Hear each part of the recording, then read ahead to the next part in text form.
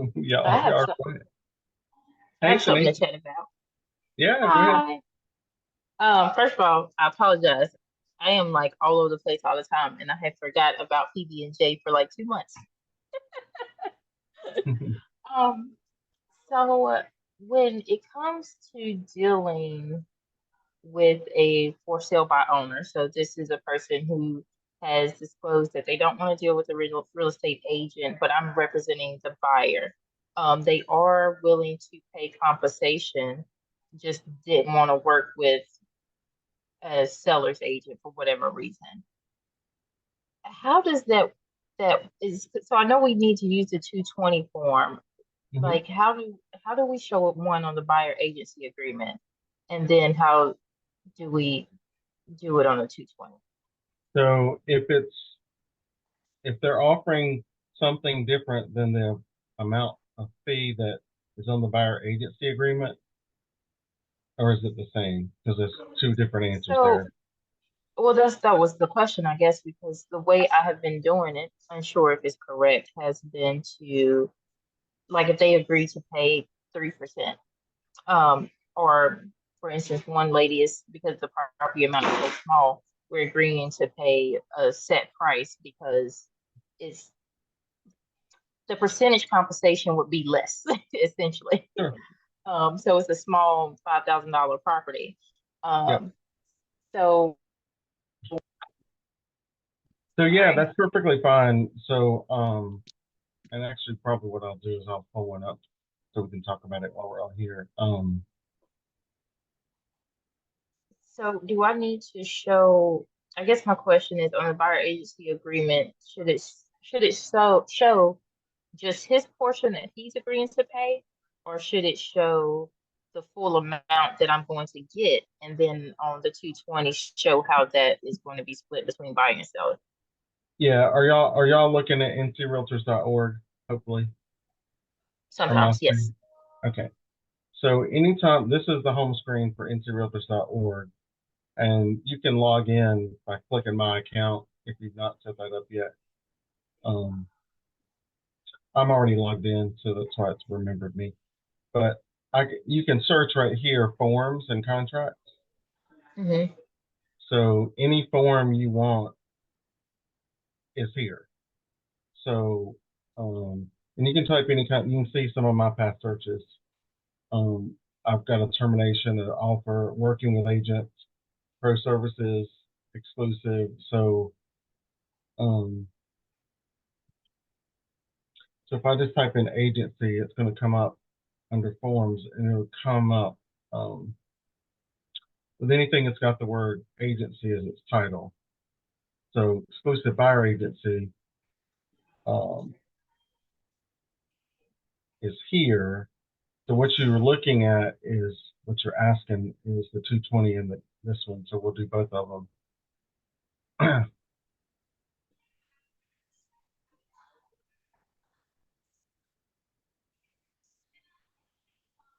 So of course, this is between the buyer and the firm. So KWC.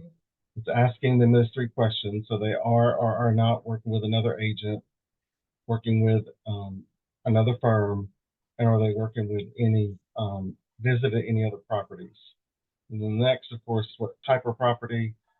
And this can be all the way down. You can say other, and under other can be even down to one single address. So that's perfectly fine for one single address. If it's exclusive agency for just 123 Main Street, it's fine. I Hmm. usually put in this one Alamance, Guilford, and surrounding counties. So that kind of gives you a fairly large footprint. Um, always has to have a start and a stop. You can't have an agreement without an end date. Um, if it's for buyers who in one property, is this one. If they're going to continue like an investor, you may do it at the end of the year, something like that. Do one every year.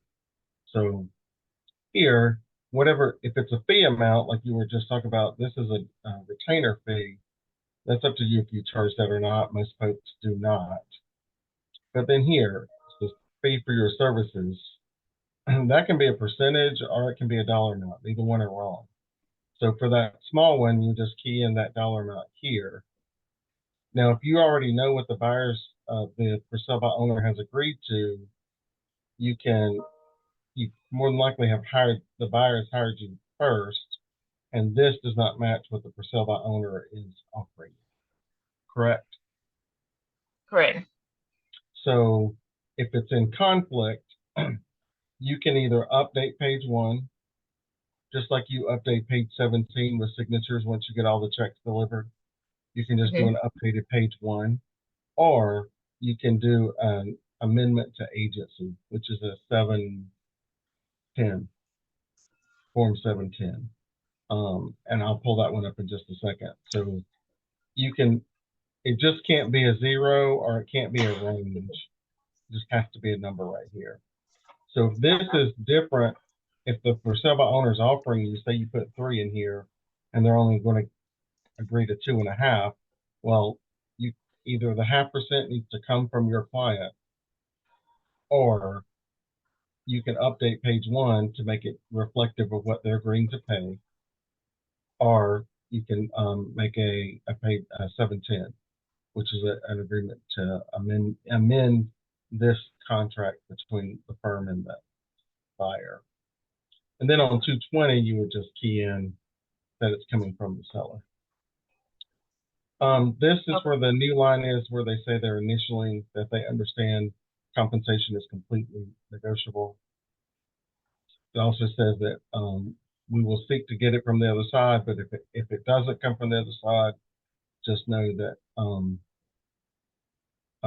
that your own client is responsible for the amount or the difference if it's different from what you agreed to on page one. So in compliance, we'll be looking for an updated page one if this amount of compensation is different than what is being paid on the 220. So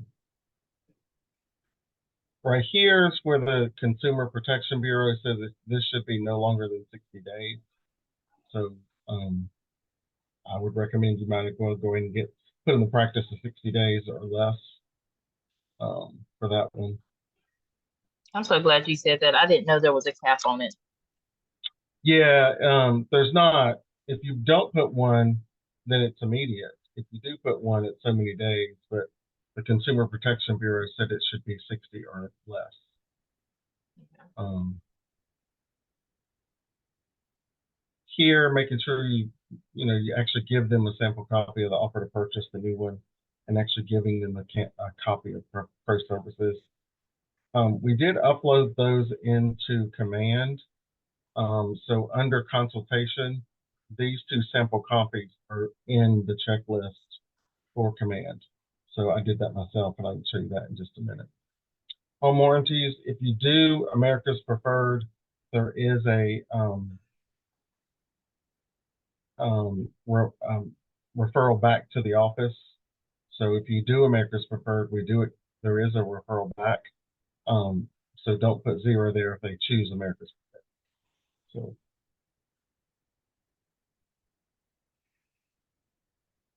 designated. This is um, this is like our favorite thing here. This is either or. So okay, I got it. Toolbar upgrade. So it's dual agency or exclusive rep. If I put Jason here, I don't do anything here, one or the other. Then I get to, this is my next question. This means that KW, I'm fine with seeing another KW house, right? Then Mhm. this, I'm either okay or I'm not with the same agent representing me. If I'm okay and I check this box right here, then that's the stop because it's KW and I'm fine if my agent does both. Just understand if they do that, you're not really advising me any longer. You're only sharing information like back and forth on paper. Um, if they say it does not, I'm fine with KW, but I don't want individual rep. I don't want the same agent. then I need to initial this one. So it's this, this, and this. Or I'm doing this one and that's the end. Or I'm doing this one by itself. And that means I cannot see a KW Central property if I choose this one. Because I didn't say it was okay for dual agency, which is one office and two agents, right? Or it's one office and one agent. So if I choose this one down here, I cannot see a KWC property. Y'all good with that? Mm-hmm. A lot of folks are stumbling on this one. Okay.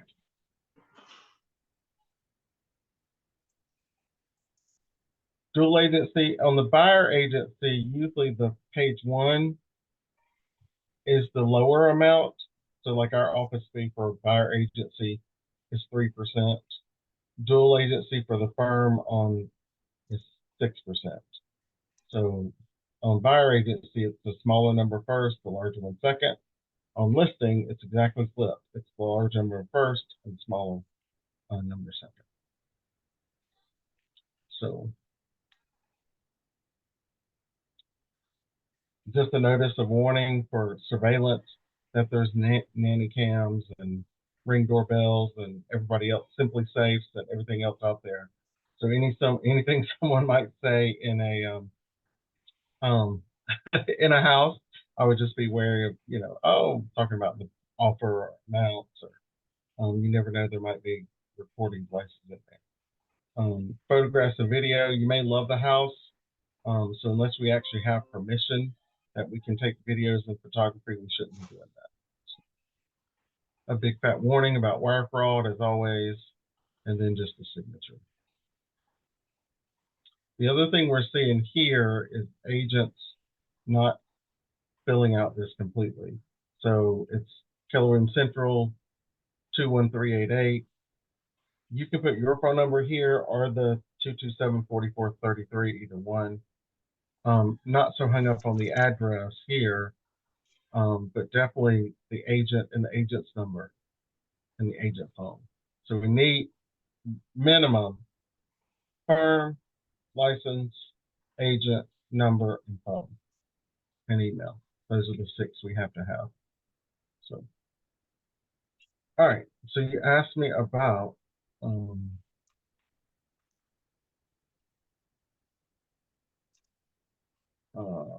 confirmation of compensation. We'll do that one.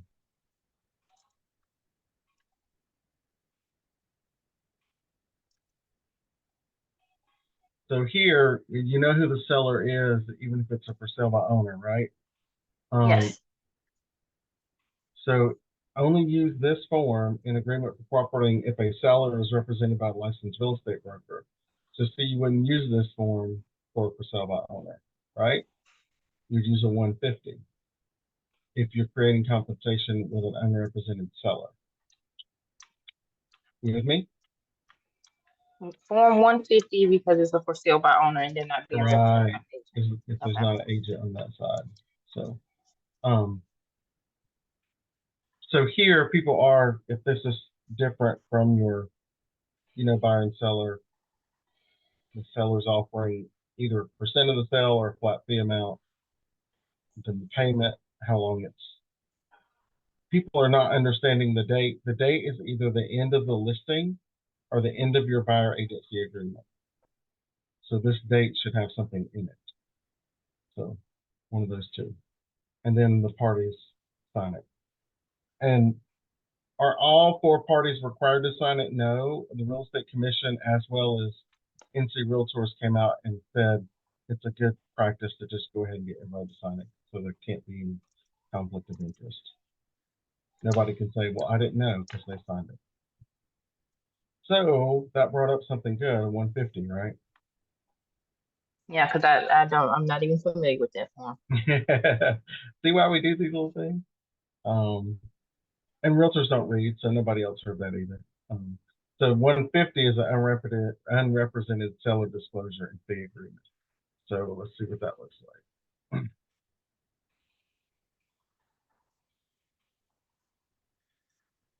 So a selling agent represents the buyer, so there is no agent on the listing side. It's a for sale by owner. So it's agreement on this date between the seller and Keller Williams. And they own a property somewhere at an address. Um, the firm has a client. The seller is endeavoring to sell the property without the assistance of an agent or a firm. Our firm has a client, a buyer client, who would like to see the property. If the seller sells the property to our firm's client, they agree to a fee of blank. And that can be a number or an amount, either way. Perfectly fine. Just has to be a number.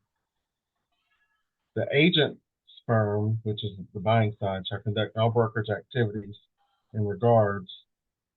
This is your fair housing statement. Um, according to the agree, the fee will be deemed earned if the seller enters into a contract to sell the property at any time within blank days. So again, I would put make this no more than that 60-day rule that we talked about on the seller acknowledges that the firm is the agent representing the client, which is on the buyer side.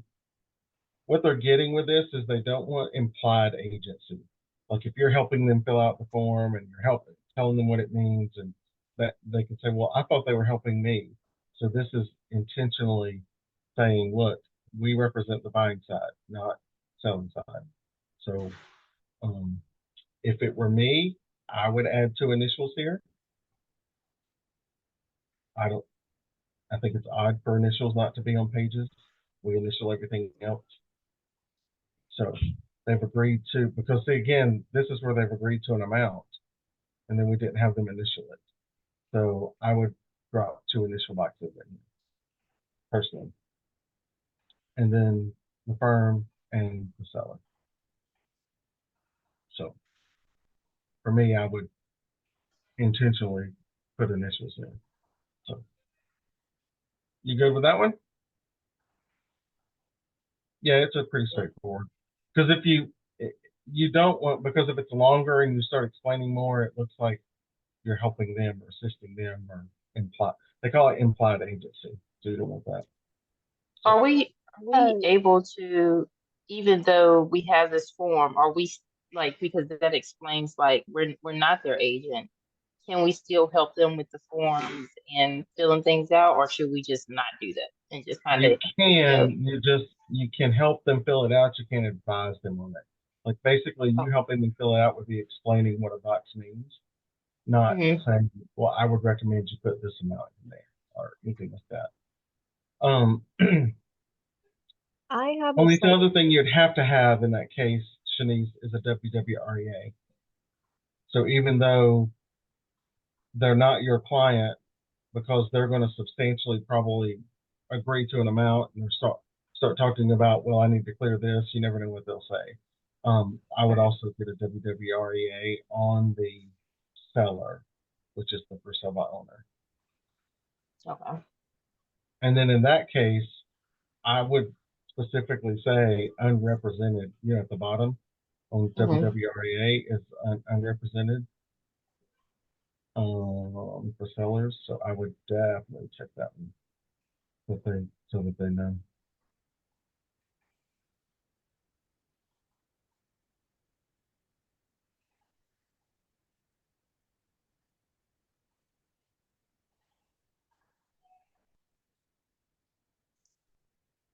This one here, the buyer's agent working with an unrepresented seller.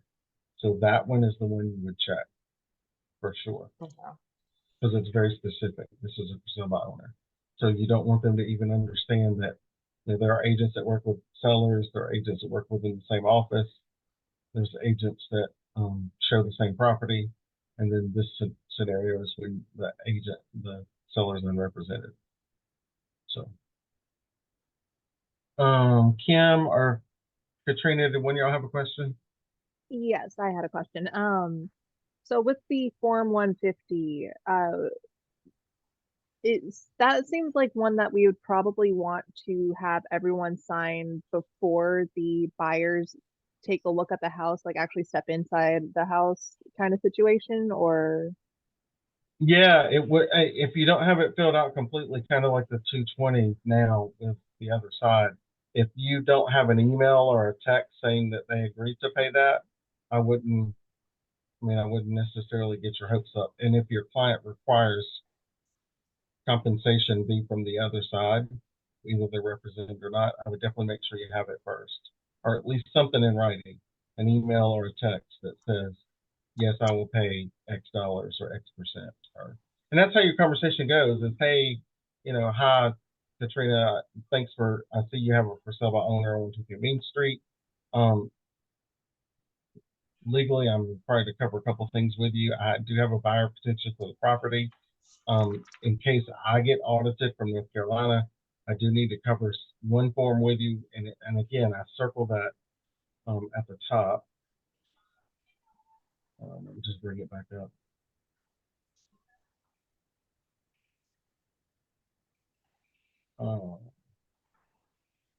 I circle this at the top where it says this form is not a contract. Signing this disclosure only means you have received it right there. So I underline that. So that means you need at least 2 copies of this, one for them to sign and one for you to keep. And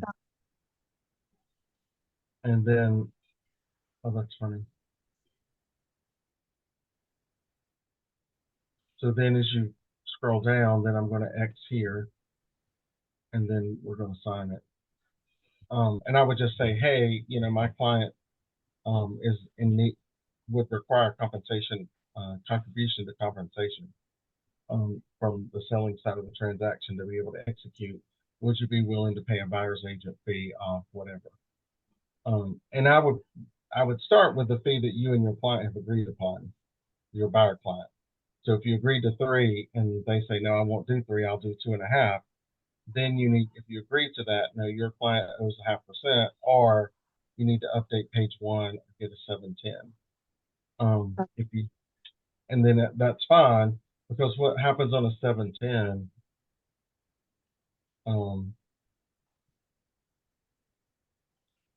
is it a renewal of your agency agreement for a longer amount, or you're amending your agency agreement that you currently have in place? So neither of those are wrong. So it's between the buyer client and the firm, and this would have been a 201 exclusive buyer agreement on a certain date for a certain address, and you say that the fee of 3% is moving to 2%, 2.5%, or whatever that is, and then all parties sign it. So, and because this form is either good for listing or buying, either one, there used to be different forms for one for listing, one for buying, one for rental, and one for tenants, and one for all these different, one for auction. So they've narrowed this all into one form. So that's why you're like, well, wait, it doesn't say it on here. What am I doing? It's other. You're just changing the fee percentage. And what we do is we look at the dates. So if you've got a buyer agency agreement, but then you have an updated page 1, that page 1 is going to replace the page 1 of the one you have originally signed. And if you have this, then this will be updated in place of the original buyer agency agreement. So we look at dates or in order of sequence. So yes, you would want that signed first. That's a good observation.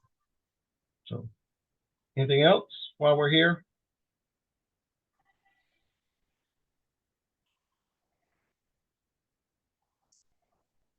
Y'all good with getting in and how to get to form? Hey, Marla, how are you?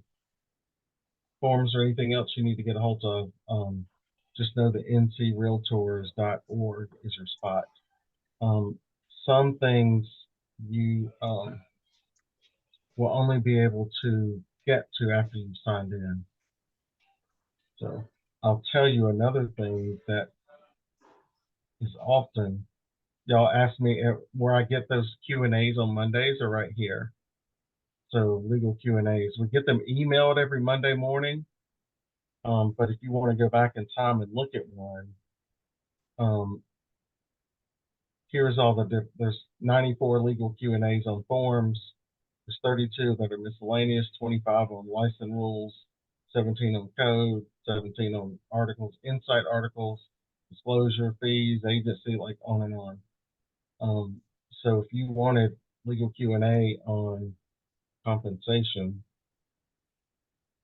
I could just type that in and it would bring up all the Q&As about compensation. There's 87 results for that. So good spot for that. So let me stop share that. So any questions there before we move to our next one? I wanted to share with you something y'all get a sneak peek at something no one else has gotten. We are looking at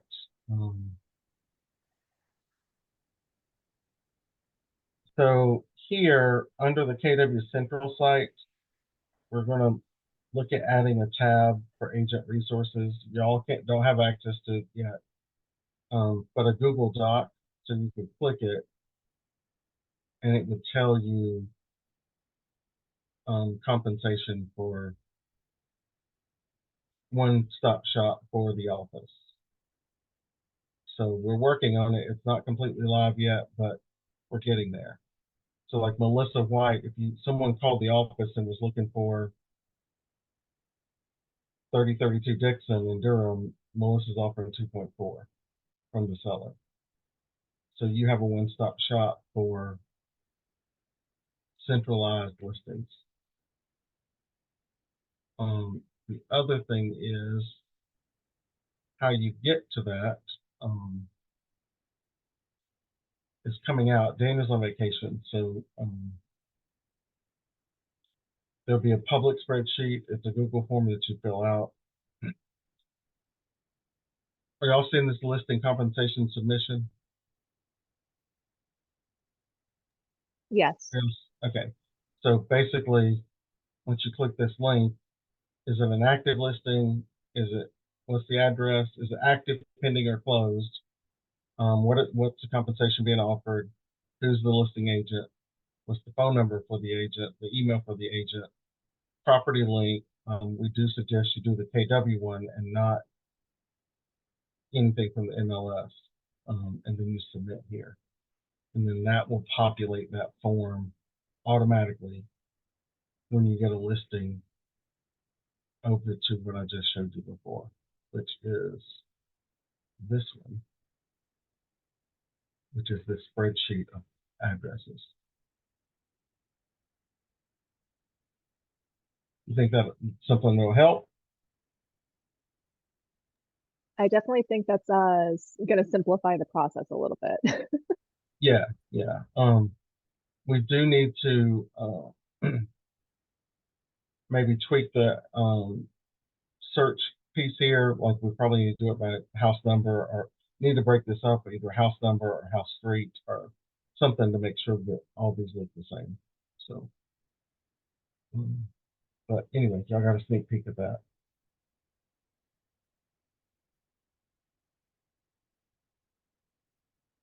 All right. The other thing I wanted to show you was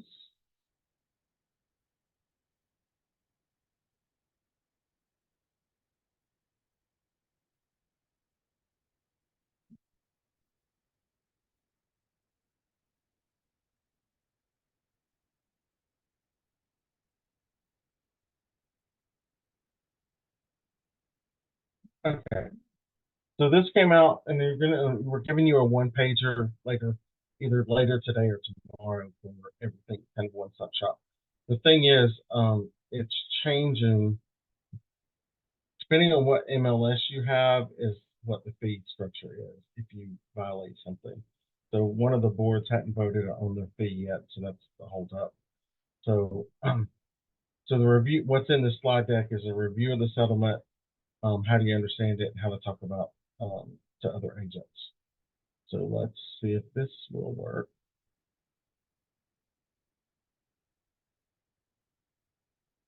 Okay, good. She's not working. So here's the timeline, and we're literally like right here. So August 17th is Saturday, so we've been through all of this already. So this is the earliest date for the plaintiffs to issue class notice. Policy takes effect, and it's deadline for MLSs. Again, November 26th is the hearing, final approval. That's what we're waiting for. So this is not, all of this is not 100% finalized with a bow wrapped up in a package until my birthday on the 26th. So I posted yesterday in the Facebook group. There are 13 videos from Window into the Law. That's the attorney team at NAR that are sharing questions and answers that have come up specific that they thought were warranted enough to make a video about. The other spot you can go is facts.realtor.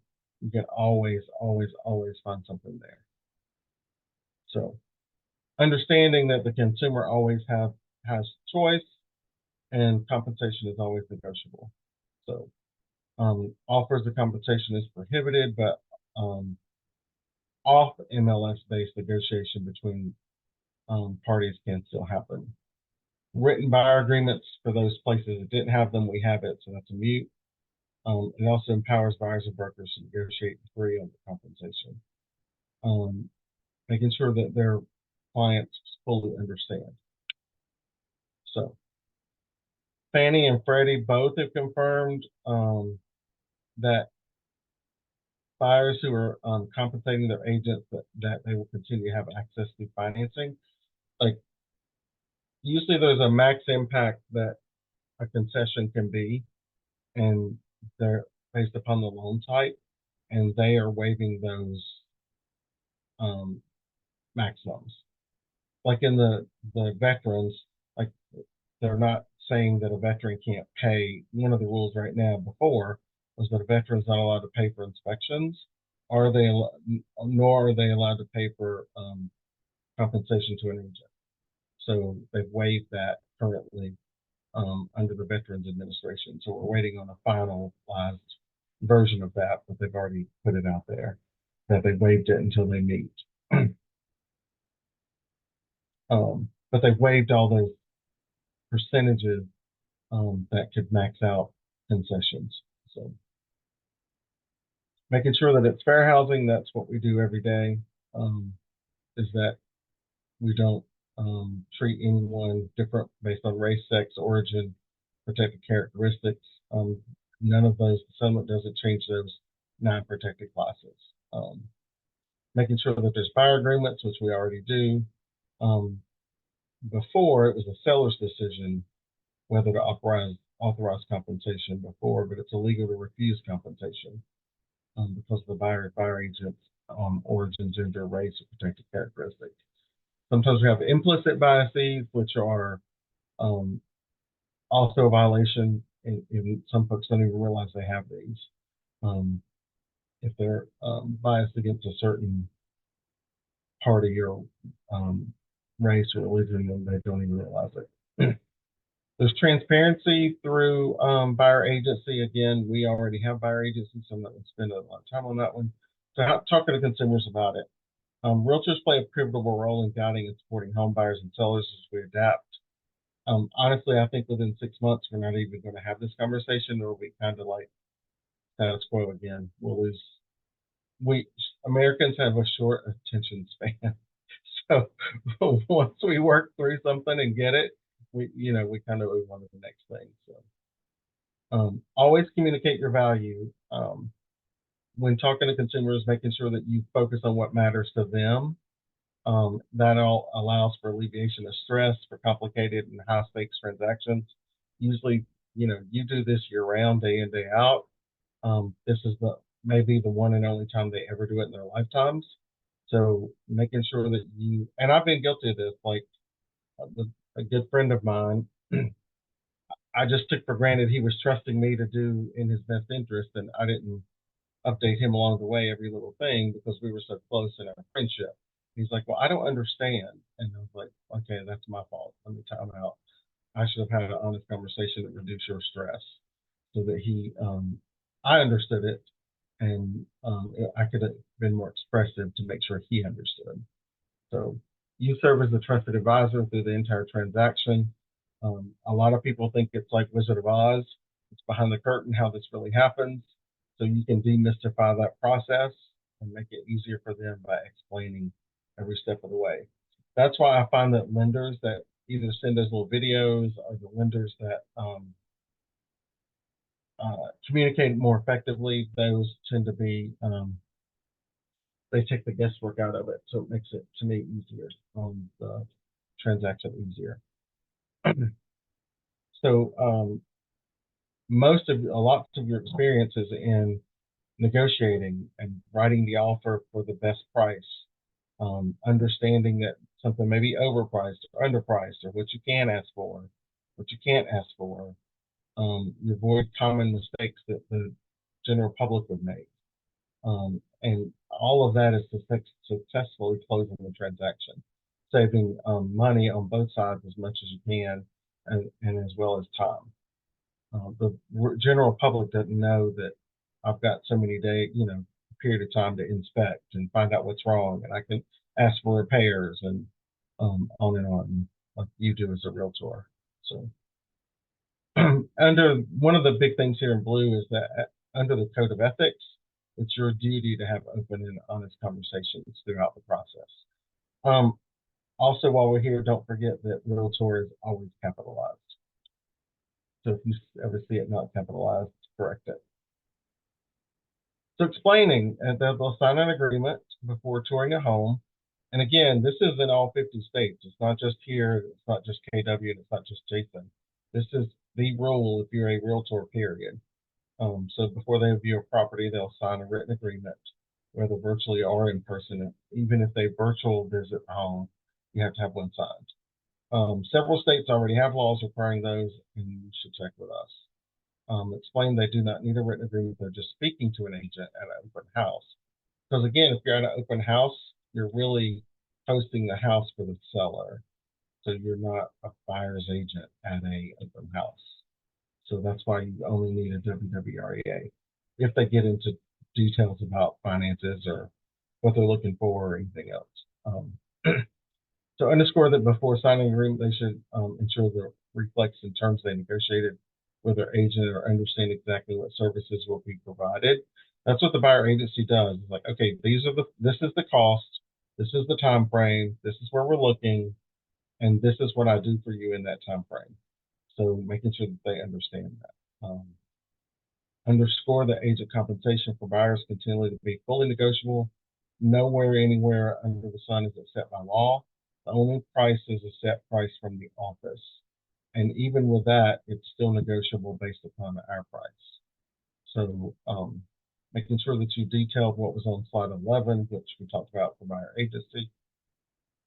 They can agree to offer compensation to the agent, but it cannot be shared on the MLS.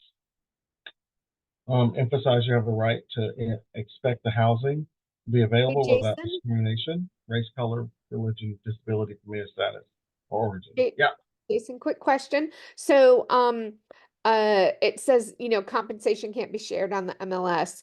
After closing, does it get shared? it does not. Okay. Yeah, that field's been removed. Yep. They used to when you close, that would be there, but it's all gone now. So sellers explain that they still have the choice to offer compensation or not. It's in the seller's best interest to pay for buyer's commissions. Doing so attracts more buyers to the property, just like before. Just like setting an accurate list price makes it more attractive to more buyers by making sure you price it right. Underscore that agents must disclose to sellers and obtain their approval for any payment that the listing broker will make. Someone asked me yesterday, like, there's an agent that's going to just, my fee's this, and out of my fee, I'm going to pay the other side whether the seller likes it or not. Well, right here, you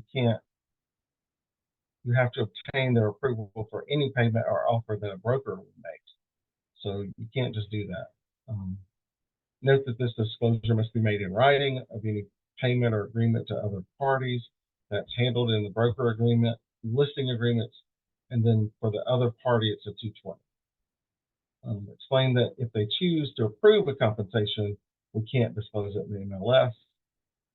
Describe to them how agents can advertise off the MLS platforms, like you can make a flyer with the offering. You can make a KW website with an offer. You can put it in Facebook. All those are fine. You just can't link it back to the MLS.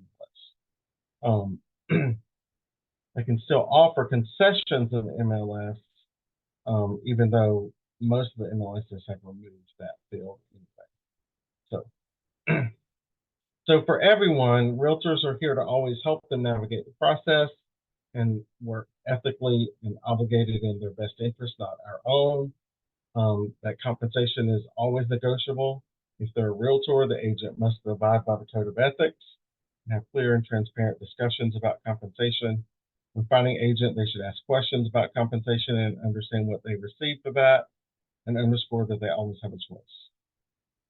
So, all year long, this course for accredited buyers reps, ABR, is available, and it's normally $295, and it's free for you until the end of the year. You can look at fair housing trainings as well as keeping open lines of communication. Any questions on these? Yay.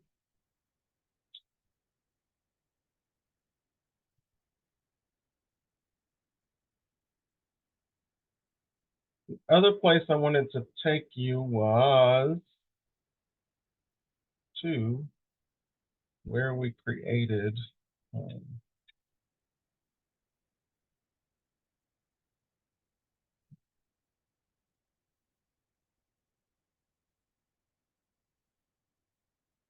I wanted to take you to command. Okay, y'all are seeing command. This is my command. So mine looks a little bit different because I have the office command as well. But if I was to go into opportunities, and I think I created a dummy, which is the handshake on the left.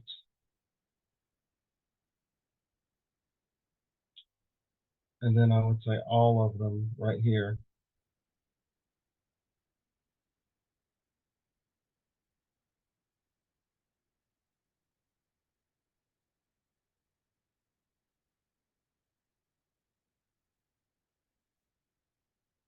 Okay, so I need your help if you're creating an opportunity that goes under contract, under details right here, the very first tab. If under key dates, when it goes under contract, I need you to edit this.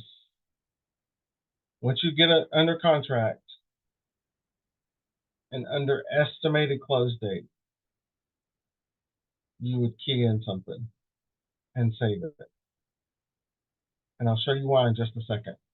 But under details,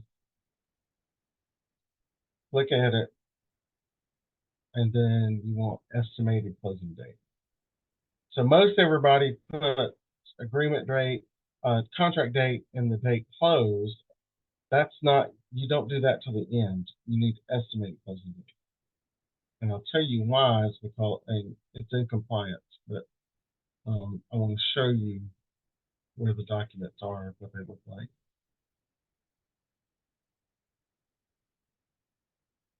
Okay. So here, under listed, this is a listed file. We got the required documents.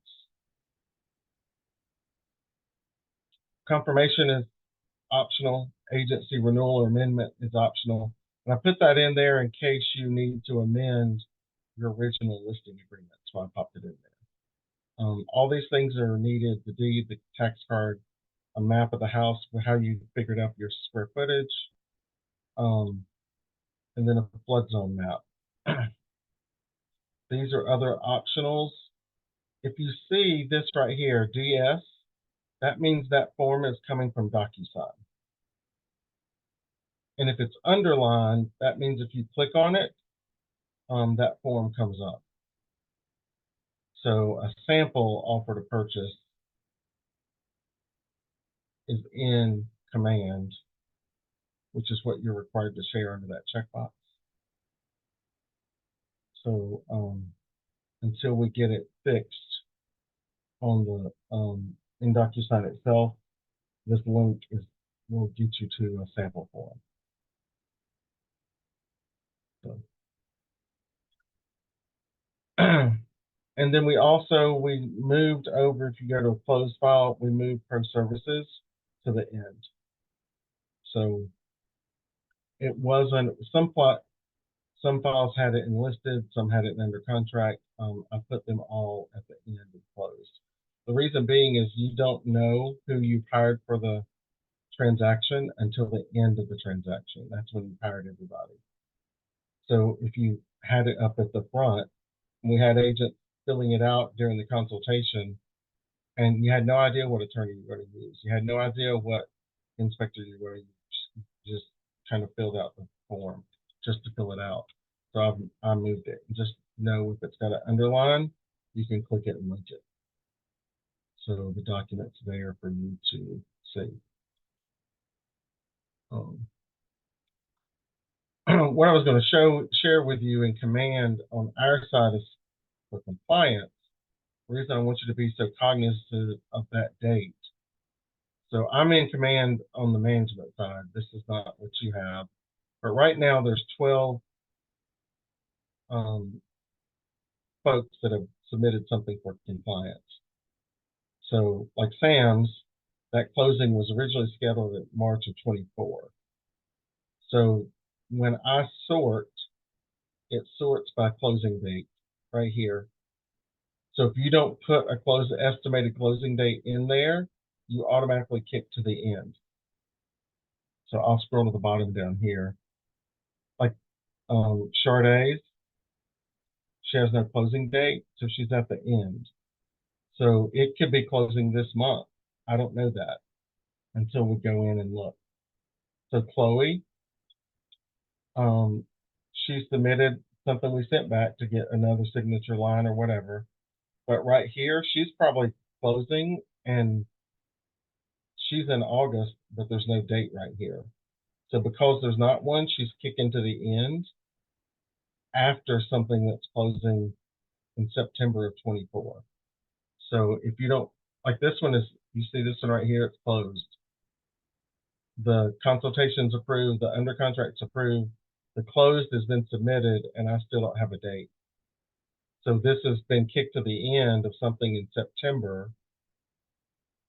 And because they don't have a date, and they're looking for that to be paid today or tomorrow, but without them putting a date here, they just kicked it to the back of the approval file. Does that make sense? So yes, yes, if you get it.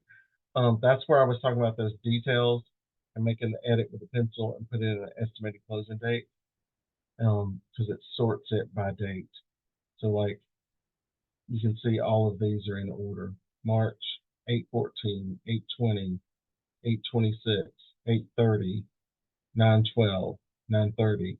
So I'm thinking we're good until September, and then all of a sudden I've got stuff without dates. And then I've got something that's closed already that don't have a date. So you're at the end of September all because you didn't put in a date. So, and not to call those agents out, it's something new that I'm getting you all to focus on to help us. So in the chat, oh, okay, she needs that off. Anything else while we're here? Anybody got any questions at chat?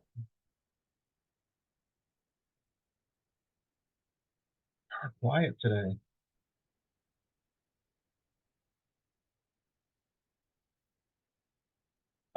There's also tomorrow, each week, Wednesdays at 1 o'clock during August, we're going to do a broker hour for compensation questions and forms questions. Wednesday. I thought it was at 3 o'clock. Yeah. Is it? Yeah, it's 3. I'm sorry. You're right. Brain cramp. Yeah. Wednesdays at 3 for the next 3 weeks. Making sure that you all don't have questions, that you're comfortable in, that kind of thing. So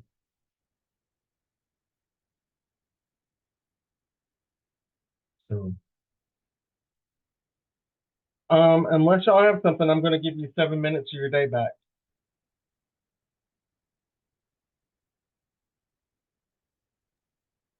You good? Thank you, Jason. All Thank right. you. Always good to see you, and I'll see you all tomorrow afternoon at 3 if you join us. All right. Appreciate it. Bye. Bye, Jason. Bye.